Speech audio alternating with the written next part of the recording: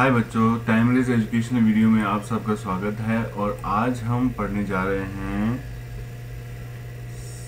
Sound के बारे में, SOUND।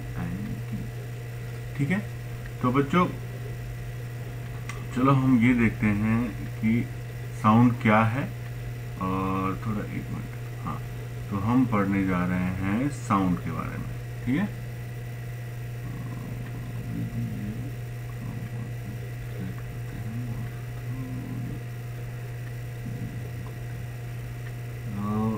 ये है साउंड। ठीक है, तो बच्चों साउंड क्या है, हम ये समझने की कोशिश करते हैं कि साउंड क्या है।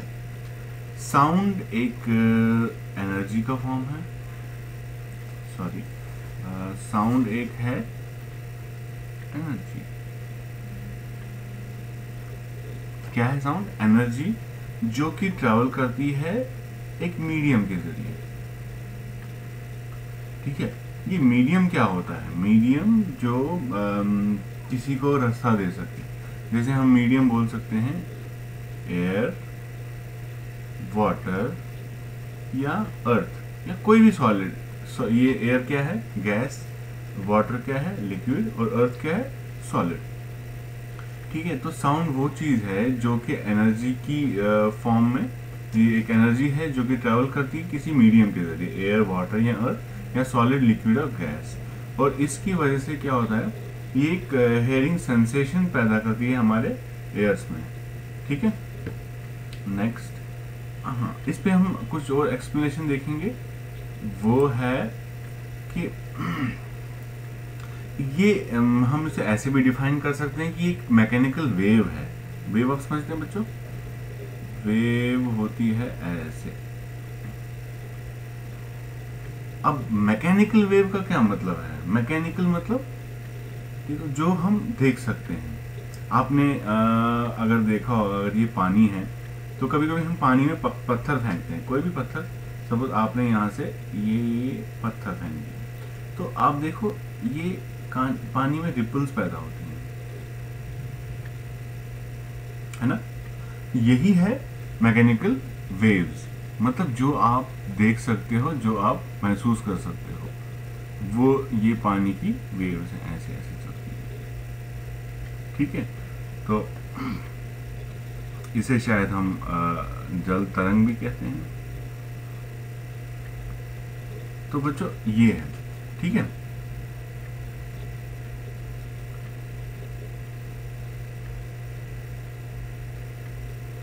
अच्छा, अब अगर ये समझने की कोशिश करें कि ये ट्रैवल कैसे कर रही है, तो देखो क्या होता है बच्चों। जब आपने यहाँ पे एक पत्थर मारा, मान लो ये पानी है, ये सारा एरिया पानी का है, और यहाँ आपने पत्थर मारा, तो क्या हुआ कि ये पत्थर पड़ने से पानी डिस्प्लेस हो गया, उधर इधर चला गया, तो वो धक्का देता है जो उसके साथ वाले पार्टिकल्स को, और वो पार्टिकल साथ वाले पार्टिकल्स को धक्का देते हैं, वो पार्टिकल साथ वाले पार्टिकल्स को धक्का देते हैं। ऐसे ही चारों ओर ये वेव फैल जाती है, लहर सी फैल जाती है, क्योंकि साउंड जो है हर डायरेक्शन में ट्रैवल करती है। ठीक है, साउंड की जो वेव्स है हर डायरेक्शन में ट्रैवल करती है। इसी तरह जैसे कि आप पत्थर फेंकोगे तो वेव ट्रैवल करती है, ऐसे ही साउंड भी ट्रैवल करती है। तो ये मैं आपको मतलब फिजिकल वेव का कंसेप्ट समझा रहा हूँ, ना कि साउंड का। तो साउंड भी ऐसे ही ट्रैवल करती है। अच्छा, साउंड प्रोड्यूस कैसे होती है ये जानेंगे अब। साउंड प्रोड्यूस कैसे होती है?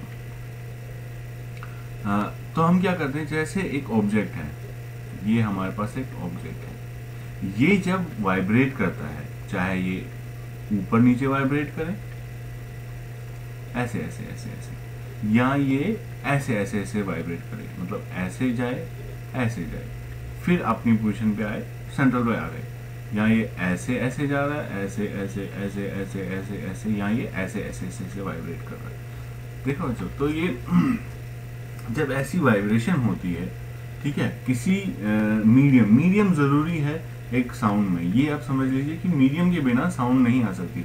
इसके ऊपर हम एक एक्सपेरिमेंट भी देखेंगे कि कैसे मीडियम के जरिए साउंड ट्रैवल होती है, और मीडियम के बगैर साउंड नहीं आ सकती है। ठीक है, तो जब ये वाइब्रेट होता है कोई भी ऑब्जेक्ट, ठीक है, किसी भी मैटर में, तो इससे साउंड प्रोड्यूस होती है। ठीक है, अब हम एक एक्सपेरिमेंट करेंगे ये समझने के लिए कि साउंड प्रोड्यूस कैसे हो रही है। अगर आप देख के आप कोई भी वर्ड बोलिए, जैसे कि ओम, हम एक वर्ड बोलेंगे ओम, या कोई भी वर्ड, सपोज पीस, या कोई भी वर्ड, सपोज स्टडी। आप ये वर्ड बोलिए और अपने इंडेक्स फिंगर और मिडिल फिंगर को अपने थ्रोट पे रखिए। इंडेक्स फिंगर कौन सी होती है?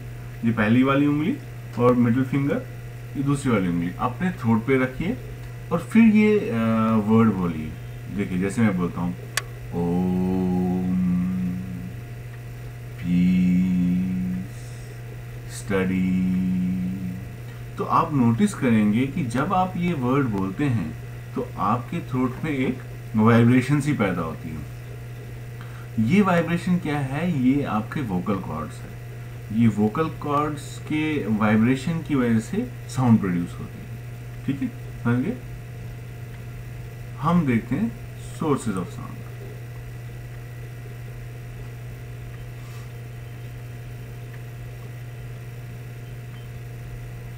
अब सोर्स ऑफ साउंड क्या होगा? सिंपल, जो ऑब्जेक्ट वाइब्रेट करता है वो ही साउंड प्रोड्यूस करता है। अगर कोई भी ऑब्जेक्ट है ये वाइब्रेट कर रहा है तो ये सोर्स ऑफ साउंड है। कोई भी ऑब्जेक्ट वो ऐसे वाइब्रेट करे या ऐसे वाइब्रेट करे तो ये हमारा सोर्स ऑफ साउंड बन जाता है। तो हम एग्जांपल्स के तौर पे अब एग्जांपल्स क्या लेंगे हम? सपोज एक गिटार है। गिटार कैसा होता है? कुछ ऐसा। ठीक है, तो गिटार की जो स्ट्रिंग्स हैं जब हम इनको हिलाते हैं, प्लग करते हैं, चाहे ऊपर करें या इधर करें, तो इसकी वजह से कि इस वाइब्रेशन की वजह से साउंड प्रोड्यूस होती है। और ये जो बच्चों गिटार होता है ये थोड़ा आपने देखा होगा ये थोड़ा हॉलो होता है अंदर से और ये बॉक्स जैसा होता है। इससे क्या होता है? साउंड एम्पलीफाई हो जाती है, बढ़ जाती है साउंड, इको सा निकलता है। तो वो उसलिए बना है। बस बेसिकली साउंड कहाँ से निकलती है? इन तारों की वाइब्रेशन से। अब आपने वायलिन भी देखा होगा, वायलिन भी कुछ गिटार जैसा ही होता है, बट वायलिन में एक वो होता है हमारे पास, क्या बोलते हैं उसको,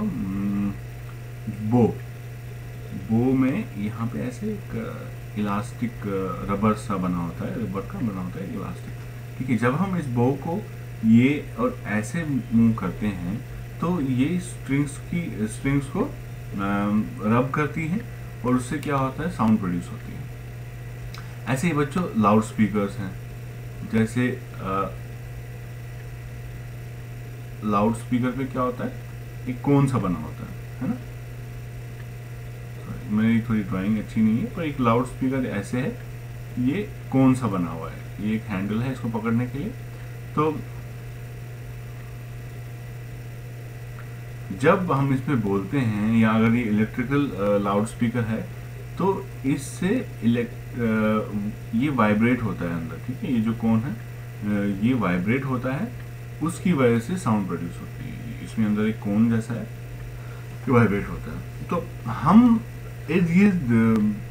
हमारे इर्द गिर्द बहुत सारी चीज़ें हैं जिसकी वजह से साउंड प्रोड्यूस होती है, जैसे मोबाइल फ़ोन है, टेलीविज़न है, व्हीकल साउंड्स है, चर्पिंग बर्ड्स हैं, ह्यूमन वॉइसेस हैं।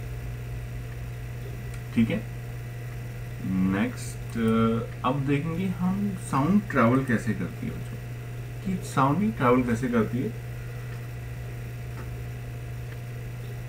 जैसे कि मैंने आपको एक जल तरंग की वो बताई कि अगर ये हमने पत्थर फेंका है तो ये इस पत्थर फेंकने की वजह से ये जो वेव्स आ रही हैं ये चारों ओर जा रही हैं। तो ऐसे ही बच्चों जब कोई साउंड प्रोड्यूस होती है वो चारों ओर फैलती है। ठीक है, वो हर डायरेक्शन में जाती है। जैसे फ़ोन की घंटी बजी, वो अगर आप एक कोने में हो और कोई दूसरे कोने में हो तो आप दोनों को सुनाई देगी वो घंटी। ठीक है,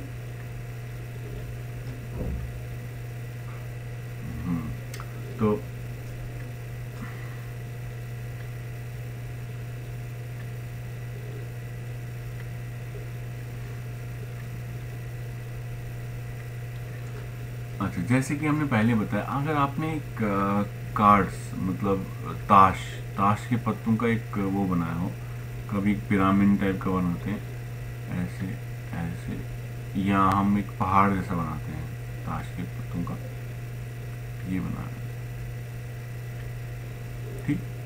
तो मान लीजिए मैं इस पत्ते को धक्का देता हूँ, इस पत्ते की वजह से ये पत्ता गिर जाता है, ठीक है, इसको भी धक्का लगता है, गिरता है, और इसके धक्के की वजह से इसको धक्का लगता है, ये गिरता है, इसके धक्के की वजह से ये धक्का लगता है, इसके धक्के की वजह से इसको धक्का लगता है, ऐसे ही ये सारे पत्ते गिर जाते हैं क्योंकि ये एक दूसरे के सपोर्ट पे थे।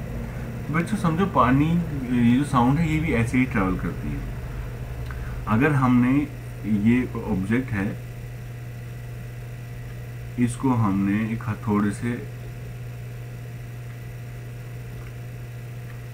पीट दिया, धन, तो क्या होगा, ये साउंड कैसे, अब यहाँ तो एयर है, सब मीडियम क्या है, एयर, ये साउंड क्या करती है, ये जो यहाँ वाले पार्टिकल हो गए इस साउंड की वजह से ये वाइब्रेट करते हैं, ऐसे ऐसे ऐसे वाइब्रेट करते हैं, ठीक है, ऐसे वाइब्रेशन होती है, और इस वाइब्रेशन की वजह से जो इनके साथ लगे पार्टिकल होते हैं वो वाइब्रेशन हो जाती है। अब ये जब वाइब्रेट करने लगे ऐसे ऐसे ऐसे ऐसे ऐसे ऐसे ऐसे, तो इनके साथ लगे हुए पार्टिकल वाइब्रेट करने लगते हैं, ऐसे ही ये फैलती जाती है।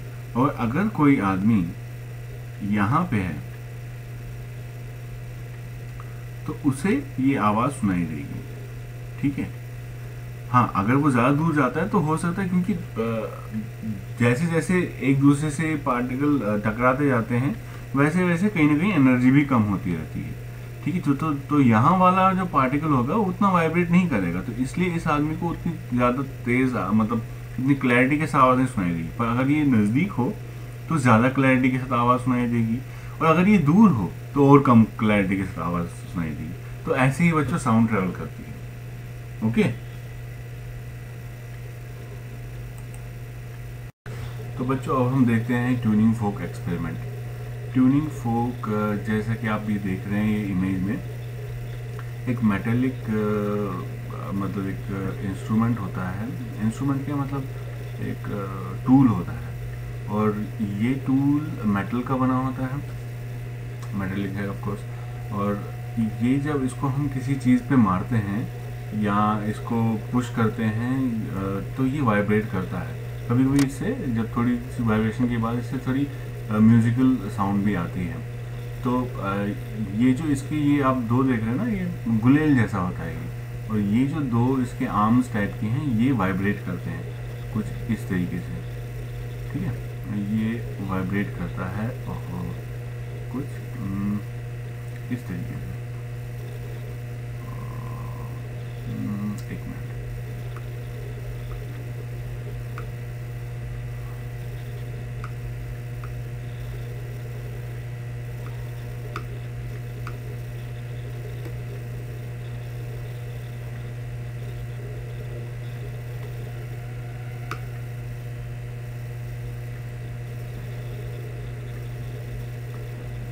ये वाइब्रेट करता है कुछ इस तरीके से, यहाँ और यहाँ से वाइब्रेट करेगा ये, ठीक है बच्चों। तो ये एक्सपेरिमेंट हम देखते हैं। जैसे कि ये एक ट्यूनिंग फोक है, अगर हमने इसको किसी चीज़ पे मारा, इसको इससे स्ट्राइक किया, तो ये जो इसके ये आर्म्स हैं, ये यहाँ से और ये यहाँ से, ये वाइब्रेट करने लगती है इस तरीके से। ये ऐसे वाइब्रेट करेंगी और ये ऐसे वाइब्रेट करेंगी। तो बच्चों इनके जैसे किसी भी चीज़ को अगर हम हवा में रखेंगे तो हवा में क्या है, पार्टिकल्स ही तो है, एयर पार्टिकल्स। तो इधर इधर से एयर पार्टिकल्स होते हैं, और जब ये वाइब्रेट करते हैं तो वाइब्रेशन कैसी होती है कि पहला यहाँ जाएगा, मान लें ये आर्म, हम एक आर्म देखते हैं इसकी ट्यूनिंग फोक की अभी, तो ये पहले यहाँ जाएगी और फिर वैसे कहाँ जाएगी, वापस। तो यही तो वाइब्रेशन है, इधर से इधर, राइट लेफ्ट ऐसे वाइब्रेशन होती है। जब ये यहाँ जाएगी मतलब राइट की ओर इस तरीके से, तो ये जो पार्टिकल्स हैं, ठीक है, ये पार्टिकल्स को पुश करती है, ठीक है, जो एयर के पार्टिकल्स है। और ये पार्टिकल्स क्या होते हैं, आपस में स्ट्राइक करने लगते हैं। ये इससे टकराता है, ये इससे टकराता है, ये इससे टकराता है। तो क्या हो जाता है, कि ट्यूनिंग फोक जब ये पहले आउटवर्ड पुश करता है, बाहर की ओर पुश होता है, वाइब्रेट करता है, तो ये पार्टिकल्स एक जमा जुट हो जाते हैं, एक जगह जमा से हो जाते हैं। इसी तरह अगर इस साइड वाला हम बोले, इस साइड की आर्म, और ये जब इधर की ओर आउटवर्ड की ओर वाइब्रेट करेगी, तो ये जो पार्टिकल्स यहाँ जमा हो जाते हैं, ठीक है, क्योंकि वो एक दूसरे से टकराते हैं। तो इस वजह से क्या होता है कि जैसे ये और ये जो मतलब पार्टिकल्स का एक जुट होना है, इसको हम कंप्रेशन बोलते हैं। कंप्रेस करना बच्चा, अगर आपको पता होगा, कंप्रेस करना मतलब हम चीज़ को कंप्रेस करते हैं, वो टाइटली क्लोज हो जाते हैं, एक दूसरे के साथ आ जाते हैं। तो ये पार्टिकल्स क्या हो जाते हैं, कंप्रेशन मोड में आ जाते हैं, ठीक है। तो उसको हम कंप्रेशन बोलते हैं। क्या बोलते हैं, कंप्रेशन।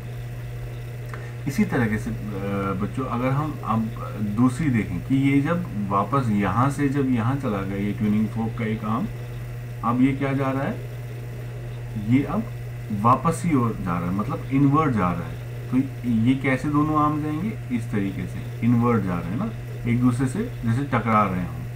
तो जब यहाँ वाला जो कंप्रेशन था पार्टिकल्स का, है ना, क्योंकि इसने पार्टिकल्स को डिस्प्लेस कर दिया था इस तरीके से, और जब ये वापस अपनी पोजीशंस पे आते हैं या अंदर की ओर जाते हैं, तो यहाँ एक खाली जगह बन जाती है, क्योंकि पार्टिकल्स तो है नहीं, पार्टिकल तो कंप्रेस हो जाते हैं।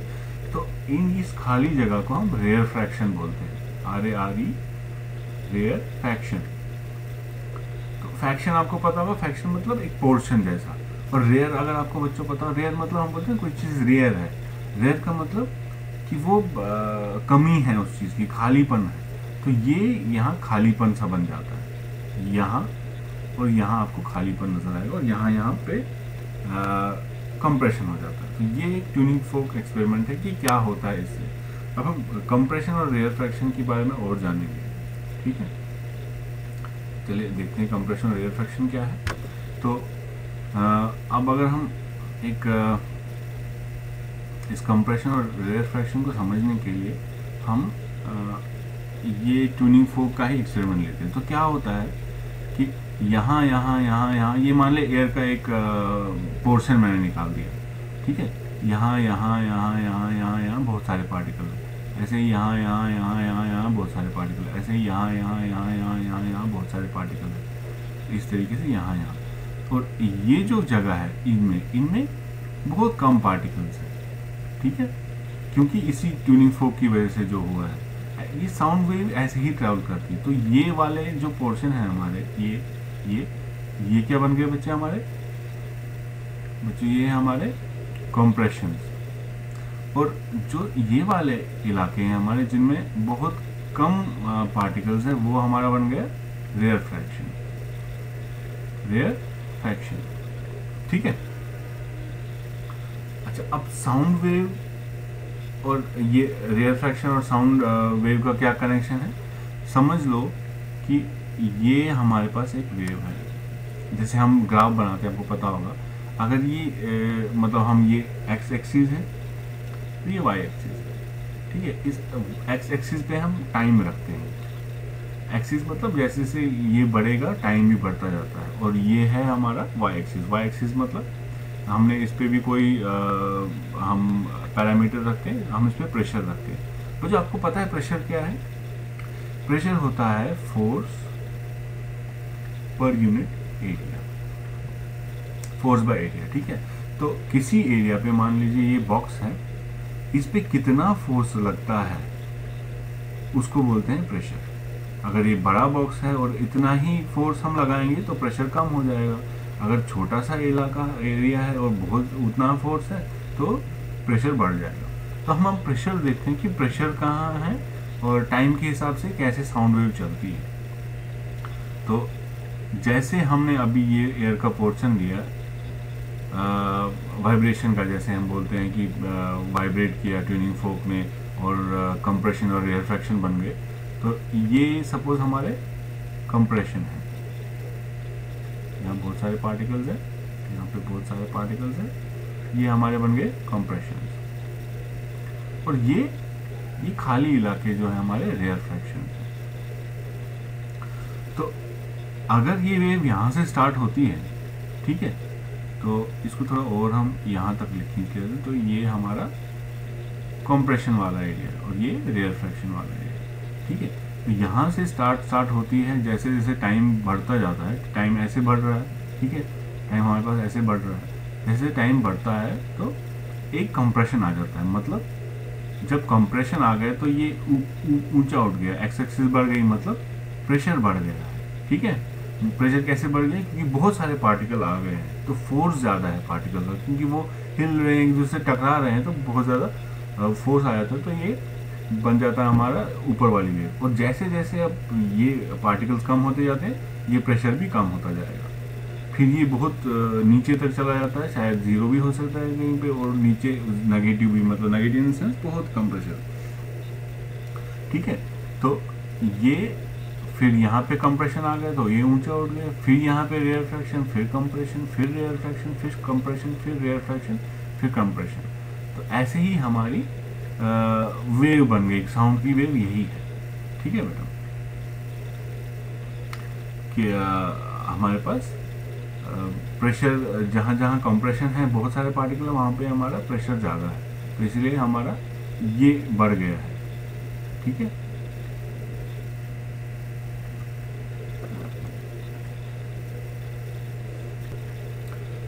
तो अब बच्चों अब हम नेक्स्ट चीज़ समझते हैं कि नेक्स्ट चीज़ क्या है। ये कंप्रेशन और रेयरफेक्शन आपको समझ में आ गया। ठीक है, तो नेक्स्ट है हमारा medium for propagation of sound. जैसे मैंने पहले भी बताया था कि साउंड वैक्यूम में ट्रैवल नहीं कर सकती, साउंड को कोई ना कोई मीडियम ज़रूर चाहिए। अब ये मीडियम क्या चीज़ है? मीडियम वो चीज़ है, मीडियम जैसे मीडियम वो चीज़ है जो अलाउ करती है साउंड वेव को अपने थ्रू ट्रैवल करती। तो साउंड वेव जिस चीज़ से भी ट्रैवल करती है उसको मीडियम मानेंगे। अब वो सॉलिड हो सकता है, लिक्विड हो सकता है और गैस हो सकता है। सॉलिड की कोई एग्जांपल दो, जैसे वुड है, आयरन है, ये सॉलिड की एग्जांपल हो गई। लिक्विड की एग्जांपल हो गई वाटर, ठीक है, ओशन, ठीक है। और गैस की एग्जांपल क्या हो गई? एयर, एक गैस की एग्जांपल है। ठीक है, तो बिना मीडियम की साउंड वेव ट्रैवल नहीं हो सकती। अच्छा, अब एक और चीज़ देखते हैं कि साउंड वेव जो है वो सबसे तेज चलती है सॉलिड्स में, उससे कम तेज चलती है लिक्विड्स में, और उस सबसे कम तेज, मतलब सबसे स्लो चलती है गैसेस में। क्या बच्चों आपको रीज़न इसका पता है क्या है? तो मैं आपको रीज़न बताता हूँ। इसका रीज़न जो हमारी मॉलिक्यूलर बनावट है इन तीनों मैटर्स की, तो ये क्या चीज़ें हैं? सॉलिड, लिक्विड, गैस को क्या हम बोलते हैं? मैटर। कितने टाइप के मैटर होते हैं? 3 टाइप के। ठीक है, वो है सॉलिड, लिक्विड और गैस।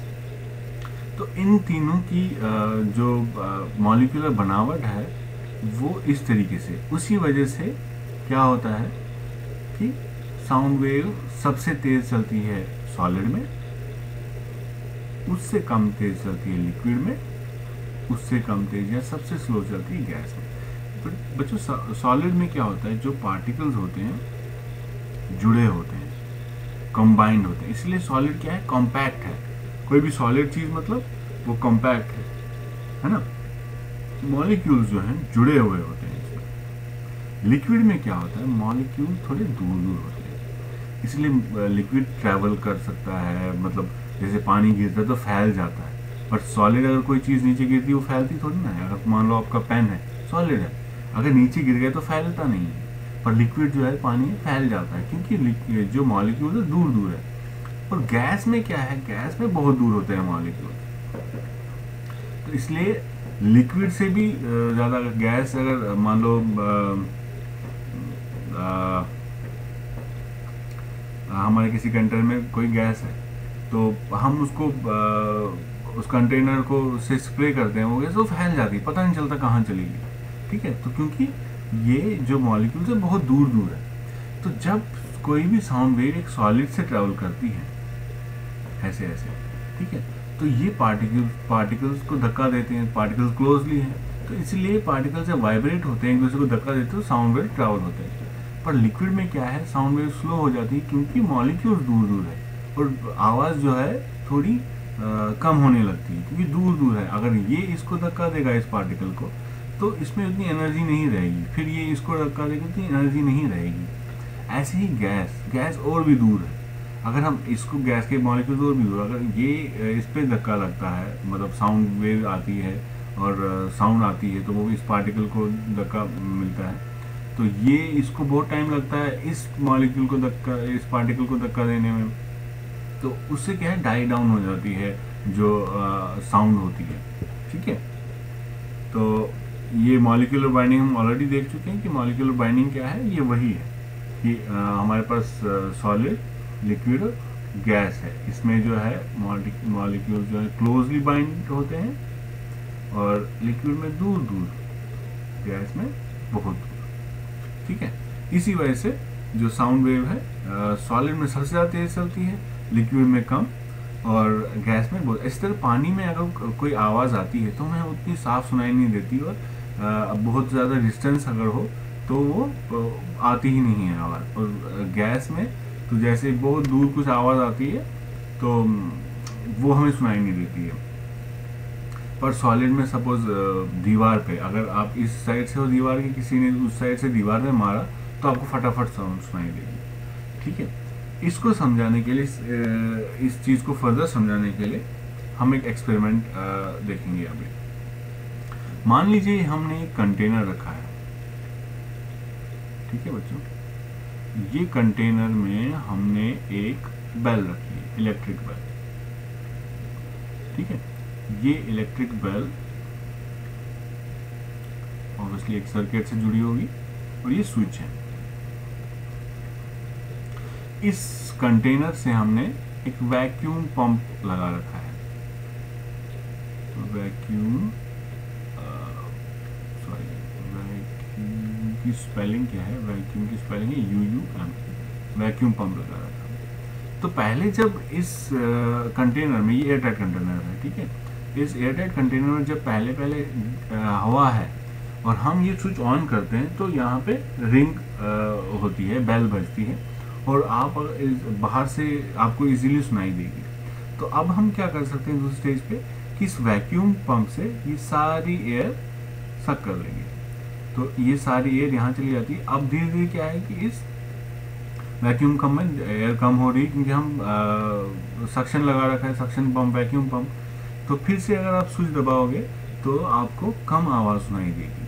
और जब इस कंटेनर में बिल्कुल एयर नहीं रहेगी, सारी की सारी एयर हमने इस वैक्यूम पंप से ले ली है, तो कंटेनर को खाली कर दिया, तो अब बिल्कुल भी साउंड नहीं सुनाई देगी, उन्हें आप अगर स्विच ऑन करते हो।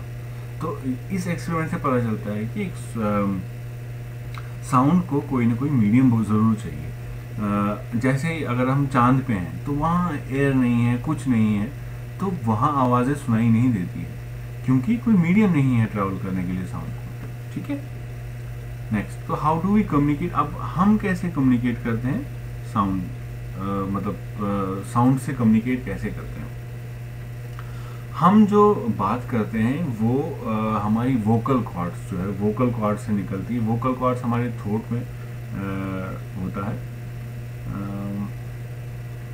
अगर ये हमारी नाक है, ये मुंह है, ये सर है, ये आँख है, तो यहाँ पे वोकल कॉर्ड्स होते हैं, और इन्हीं वोकल कॉर्ड से साउंड प्रोड्यूस होती है। ठीक है, और ये साउंड चलते चलते क्या होता है, किसी के कान तक पहुंचती है, और वो सुन पाते हैं हमारी बात। तो टोपी भी पहना देते हैं। तो ये यहाँ से जो आवाज़ निकलती है, ये यहाँ तक पहुँचती है किसी के कान तक, तो हम आवाज़ सुन पाते हैं। तो अब इस आवाज़ की प्रोडक्शन में क्या क्या चीज़ें यूज होती हैं एक इंसान में। पावर सोर्स, ये आवाज़ का पावर कहाँ से आता है, ये हमारे लंग्स है। वाइब्रेटर, ठीक है, ये हमारे वोकल कॉर्ड्स हैं जो कि वाइब्रेट करते हैं। जैसे हमने उस एक्सपेरिमेंट देखा कि कोई भी आप वर्ड बोलोगे तो आप देखोगे, अगर आप अपने थ्रोट पे 2 फिंगर्स रखोगे तो आपको पता चलेगा कि ये वाइब्रेट हो रहा है। और रेजोनेटर्स होते हैं, रेजोनेटर्स मतलब जो वाइब्रेट करते हैं किसी साउंड से, रेजोनेट करते हैं। तो वो कौन कौन सी चीज़ें हैं? थ्रोट भी है, नोज भी है, माउथ भी है। तो ये सपोर्ट करते हैं हमारी वॉइस को पहुंचाने तक, मतलब साउंड को ट्रांसफर करने में ये हमारी मदद करती है।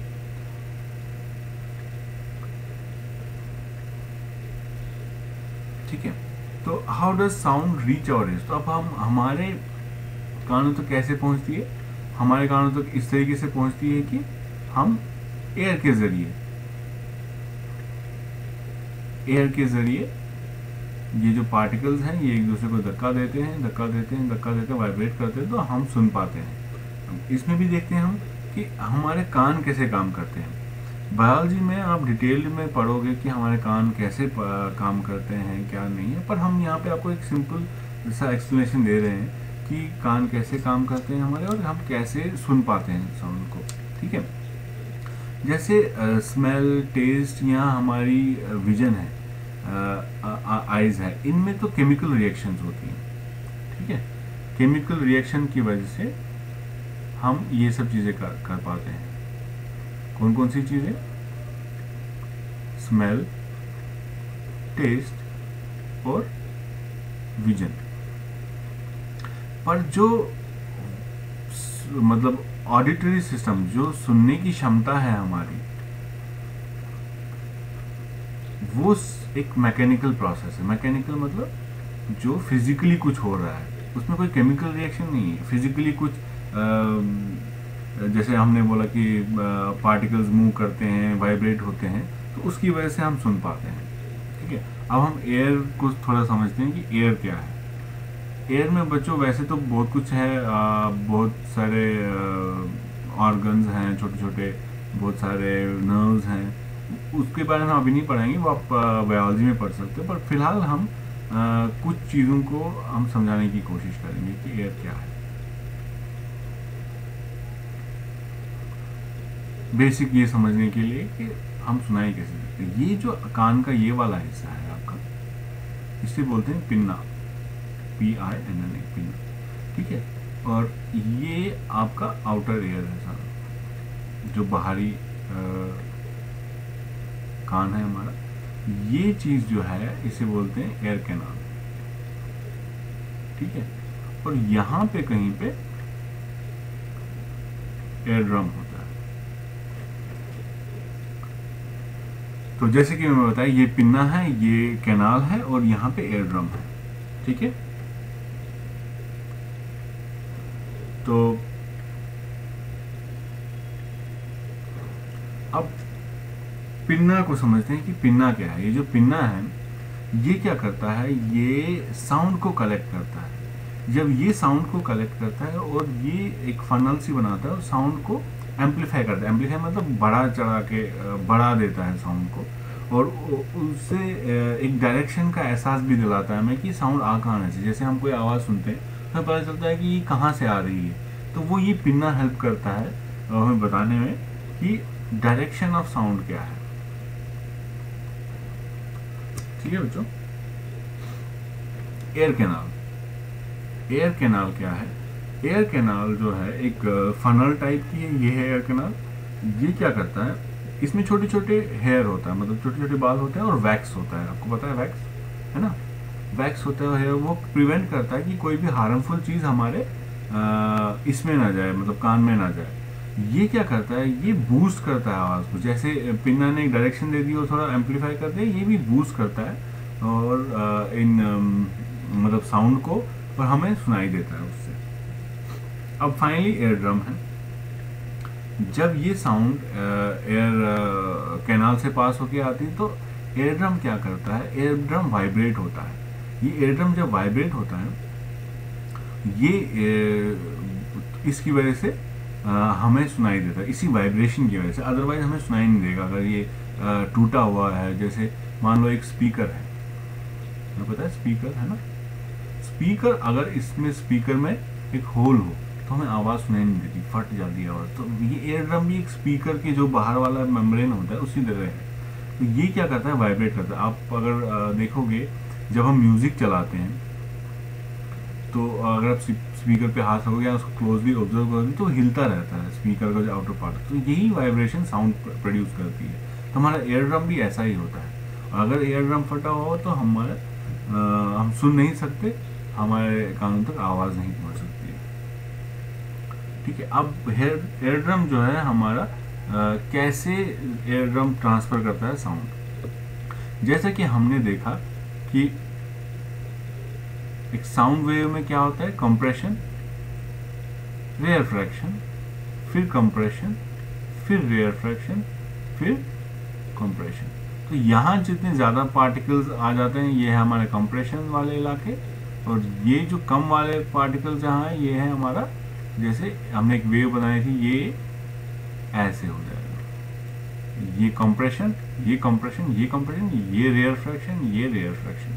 ठीक है, तो क्या होता है, जैसे कि हमारा ये कान है या एयर ड्रम है हमारे पास, जो एयर ड्रम में फाइनली जहाँ तक आवाज़ पहुँचती है, जब एक कंप्रेशन मतलब जहाँ पे ज़्यादा पार्टिकल्स हैं हमारे एयर ड्रम तक पहुँचते हैं थ्रू कैनाल, जो कैनाल आती है, इसके बाद जब बहुत सारे पार्टिकल्स हमारे एयर ड्रम पे आते हैं तो इससे क्या होता है, ये एयर ड्रम थोड़ा अंदर चला जाता है।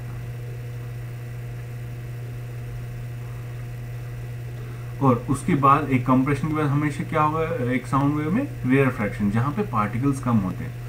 जब कंप्रेशन वाला पार्ट आता है, बहुत सारे पार्टिकल आते हैं, तो ये जो एयर ड्रम है, जो हमारा एयर ड्रम है, वो अंदर को चला जाता है। और जब ये रेयरफ्रैक्शन वाला पार्ट आता है हमारे एयर ड्रम पे, तो ये बाहर की ओर आने लगता है एयर ड्रम जो है। ठीक है, जैसे हमने ट्यूनिंग फोक में देखा कि पहले वो आउटर की ओर जाता है फिर इनर की ओर, इसी तरीके से ये ऐसे जाता है पहले उधर की ओर और फिर वापस आ जाता है। तो ये जो वाइब्रेशन है इसकी वजह से हमें साउंड सुनाई देती है एग्जैक्टली जैसे वो आ रही है। मतलब अगर बहुत कम गैप है कंप्रेशन और रेयरफ्रैक्शन में तो हमें साउंड वैसे ही सुनाई देगी। अगर ज़्यादा गैप है एक कंप्रेशन और रेयरफ्रैक्शन में तो हमें साउंड वैसे ही सुनाई देगी। ठीक है, ये डिफरेंट मतलब फ्रीक्वेंसीज ऑफ साउंड है, तो हमें उसी तरह से साउंड सुनाई देगी। ठीक है, नेक्स्ट डायनेमिक्स ऑफ हेयरिंग। तो डायनेमिक्स ऑफ हेयरिंग क्या है, जनरली 20 हर्ट्ज तक हमें 20 हर्ट्ज टू 20,000 हर्ट्ज वाली जो साउंड्स हैं वो हमें सुनाई देती है, या इसको हम 20 किलो हर्ट्ज भी बोल सकते। किलो मतलब 10⁻³ मतलब 1000 से इनको 20,000 हो जाएगा 20 किलो हर्ट्ज। तो किलो हर्ट्ज क्या है, ये फ्रीक्वेंसी है ना। फ्रीक्वेंसी आपको पता है बच्चों, फ्रीक्वेंसी क्या होती है? नहीं पता तो हम अभी बता देते हैं कि फ्रीक्वेंसी है क्या। फ्रीक्वेंसी होती है किसी भी चीज़ के नंबर ऑफ रिपीटिशंस पर यूनिट टाइम में। मान लीजिए अगर मैं ये हथौड़ा है, अगर मैं इसको स्ट्राइक करता हूँ तो मैं 1 मिनट में कितनी बार इसको स्ट्राइक करता हूँ वो मेरी फ्रीक्वेंसी है इस हथौड़े को मारने की। इसी तरह फ्रीक्वेंसी ऑफ वेव क्या होगी, कितनी बार ये वेव्स जो होती हैं ये क्रिएट हो रही है। ठीक है, अब अगर ये वेव लंबी है, सपोज ये वेव ऐसी है और ये हमारे जो एक्सिस है ये क्या है, हम टाइम मानेंगे कि टाइम के साथ साथ ये वेव बढ़ती आ रही है। तो इस वेव में जो ये वाली वेव है इसमें क्या है, वेव की लेंथ ज़्यादा है ना, बहुत ज़्यादा वेव लेंथ है। वेव की लेंथ को क्या बोलते हैं हम, जो ये जो पहाड़ जैसे इस पहाड़ से इस पहाड़ तक कितना डिस्टेंस है, इसमें ज़्यादा है। तो हम देखते हैं ये जो हमारे पास ये जो माउंट्स बने हुए हैं, ये पहाड़ जैसे ये वेव्स के क्रस्ट और ट्रफ बोलते हैं, अगर आपको पता हो तो ये क्रस्ट है और ये ट्रफ है, जो नीचे है ये ट्रफ है, ये क्रस्ट है। तो हमारे पास 3 क्रस्ट बन गए उसी टाइम में, क्योंकि देखो हम एक ही टाइम मान लो ये 1 मिनट का टाइम है। तो 1 मिनट के टाइम में इस वेव में कितने क्रस्ट है, सिर्फ 3। और 1 मिनट के टाइम में इस वेव में कितने क्रस्ट है, 1 2 3 4 5 6 ड्रॉप्स हैं, 6 क्रस्ट है, सॉरी उतने ही ड्रॉप भी होंगे। तो इसकी फ्रीक्वेंसी ज़्यादा है इसकी फ्रीक्वेंसी कम है, लेस। तो अगर वेवलेंथ ज़्यादा होगी तो फ्रीक्वेंसी होगी कम, वेवलेंथ कम होगी तो फ्रीक्वेंसी होगी ज़्यादा। समझ गए? तो हम फ्रीक्वेंसी हमेशा पर यूनिट टाइम बोलते हैं। Frequency is equal per unit time, मतलब कुछ भी number of cycles per unit time, कितनी बार number of repetition per unit time, कितने टाइम में कितने रिपीटिशन या कितने साइकिल्स हो गए। अच्छा, अब हम कुछ प्रैक्टिकल एग्जांपल देखेंगे। वो है जैसे अगर हाई फ्रीक्वेंसी हो, हाई फ्रीक्वेंसी की वेव है, ठीक है, और हाई फ्रीक्वेंसी की वेव अगर हम हेडफोन से सुनते हैं, जो हम हेडफोन कान में लगा के रखते हैं, और ये हमारा मोबाइल है, म्यूजिक सुन रहे हैं इस पर। हेडफोन क्योंकि नज़दीक होता है कान के बहुत, ये हमारे कान के बहुत नज़दीक है, तो साउंड को क्या है कि जो वेवलेंथ होगी बहुत कम होगी। वेवलेंथ कैसे बनती है? पार्टिकल्स के हिलने से, पार्टिकल्स के वाइब्रेशन से। तो पार्टिकल्स की वाइब्रेशन यहाँ पे कम है, फ्रीक्वेंसी ज़्यादा है, इसलिए हमें इजीली सुनाई देता है। पर अगर डिस्टेंस ज़्यादा हो,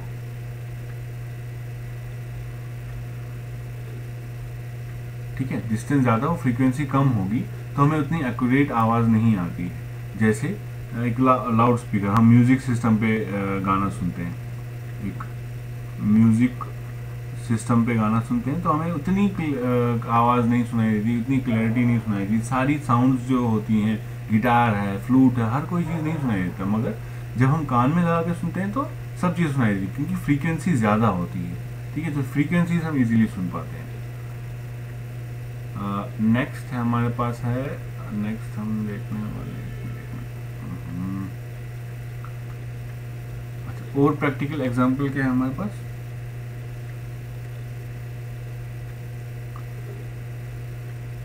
अच्छा, प्रैक्टिकल एग्जांपल हमारे पास ये है कि जब हम वॉल्यूम हाई कर लेते हैं, हाई वॉल्यूम पे जब हम सुनते हैं कोई भी गाना, तो बहुत सारी ऐसी साउंड सुनाई देती जो हम लो वॉल्यूम पे नहीं सुन पाते हैं। जब अगर आपने एक लाइव म्यूजिक शो देखा हो या एक स्टूडियो में गए हों, तो वहाँ बहुत सारे म्यूजिशियन होते हैं, कोई फ्लूट बजा रहा है, कोई पियानो बजा रहा है। पर जब आप ये लो वॉल्यूम पे यही गाना अगर आप घर पे सुनते हो तो आपको सारी साउंड सुनाई नहीं देती। पर जब आप हाई वॉल्यूम पे यही गाना सुनते हो तो वो वाली साउंड भी सुनाई देती है जो कि पीछे बैकग्राउंड में चल रही हो। वो उसकी वजह क्या है बच्चों? क्योंकि हर एक आवाज़ की अपनी फ्रीक्वेंसी है। मान लो ये फ्लूट की है, ये ड्रम की है, ठीक है। अब ये कह नहीं सकता मैं कि फ्लूट की इतनी फ्रीक्वेंसी ज़्यादा होगी या ड्रम की कम फ्रीक्वेंसी होगी, बट मान लो कि ये ऐसे होता है। तो जब हम वॉल्यूम हाई कर देते हैं तो क्या होता है कि ये फ्रीक्वेंसी हम सुन पाते हैं, अलग अलग फ्रीक्वेंसी। तो क्योंकि लाउडनेस पे भी हम डिपेंड करते हैं, कुछ फ्रीक्वेंसीज हम लो लाउडनेस पे नहीं सुन पाते हैं और कुछ फ्रीक्वेंसी हाई लाउडनेस पे सुन पाते हैं, ठीक है। फाइनली हम आते हैं अपने लास्ट पॉइंट की तरफ, वो है नॉइज। नॉइज क्या है बच्चों? नॉइज अनवांटेड साउंड है, जो वो साउंड्स जो हम सुनना नहीं चाहते हैं, वो हमारे लिए नॉइज है। अनवांटेड साउंड्स या जिन साउंड्स में हम पार्टिसिपेट नहीं करते, वो हमारे लिए नॉइज है। जैसे कि कुछ कन्वर्सेशंस है जिनका हम पार्ट नहीं, तो हमारे लिए नॉइज हो जाता है। कुत्ते भौंक रहे होते हैं, शोर हो रहा होता है, ट्रैफिक होता है, हमारे लिए वो मतलब हम चाहते नहीं हैं, वो नॉइज़ है। नॉइज़ को अपने रोकने के लिए भी बहुत सारे तरीके हैं, अलग अलग तरीके आप जानोगे अपनी स्टडीज़ में। पर फिलहाल के लिए हम इसी पॉइंट पे ये सेशन जो है ख़त्म करते हैं, और फर्दर हम आपको इसमें और जानकारी देंगे। बट फिलहाल के लिए मुझे यकीन है कि शायद आपने साउंड को समझा होगा, शायद आपने अच्छी तरह इस कंसेप्ट को अंडरस्टैंड कर लिया होगा। हम इसका इंग्लिश वर्जन भी आपको देंगे अपने इसमें, और प्लीज़ अपना फीडबैक दे दीजिए जब भी आपको टाइम मिले, और अपने दूसरे साथी को भी बताएं इस वीडियो के लिए, इस वीडियो को देखने के लिए। और आपका शुक्रगुजार हूँ और मैं आपको थैंक यू बोलता हूँ, धन्यवाद करता हूँ और थैंक यू वेरी मच।